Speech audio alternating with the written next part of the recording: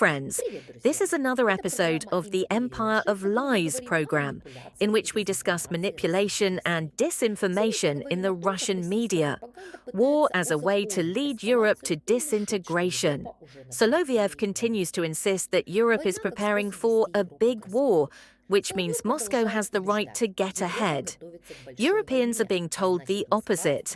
The Union is weak, fragmented, its leaders are cowardly and self-serving. Just a little push, and everything will collapse. 1. Europe is already on a war trajectory, an attempt to legitimize escalation. From the very beginning, the framework is set. Finland is cutting its budget, but reserving $1 billion for Ukraine. Latvia is planning the evacuation of hundreds of thousands. Lithuania is closing border crossings with Belarus and finishing building a city for a German brigade. Estonia is silent because it knows something. From this, the conclusion is drawn. NATO's eastern flank is living in preparation for war. This constructed inevitability is not meant to describe reality, but to transform preemptive defensive measures into a pretext for Moscow's preemptive actions. If a neighbor is strengthening his roof for winter, does that mean he's planning to storm your house? This is precisely how television logic transforms the defensive into the offensive. 2. Ukraine is a source of chaos for the EU. Instead of a subject, a convenient scare tactic. The next section is about drones, allegedly flying into Estonia, and Kyiv's expanding range of strikes. The emphasis is not on Russia's war against Ukraine, but on the risk of Ukrainian terrorism within the EU. This is a simplified but effective ploy. Fear of Ukraine should replace solidarity with it. The same old tropes about corruption, queues of creditors, and the plundering of assets supposedly awaiting Kyiv after peace. Peace, according to this logic, isn't an end to aggression, but the disintegration of Ukraine and a bill to pay for Europeans. Alexander Stubb Finland's budget was currently growing, and there was a €3 billion cut because of the crisis.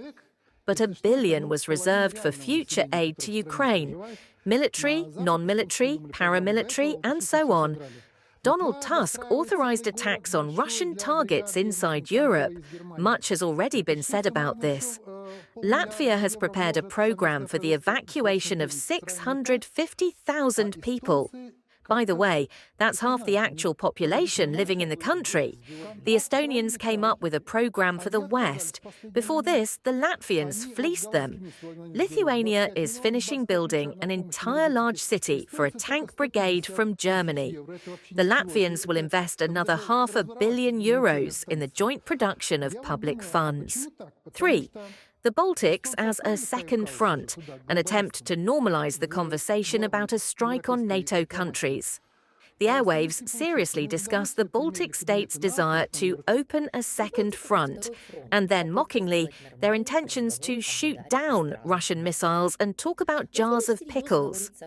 Behind the humor lies a dangerous novelty, discussing the possibility of strikes on NATO territory as a routine topic. This is the Overton window, which is methodically flung open.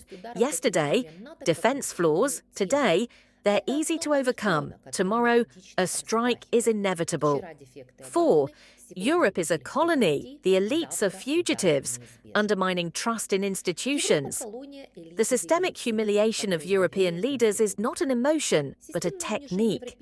The Polish Prime Minister is portrayed as a Russophobe, France as a country that Moscow will retake, and Germany as a resurgent Nazi state.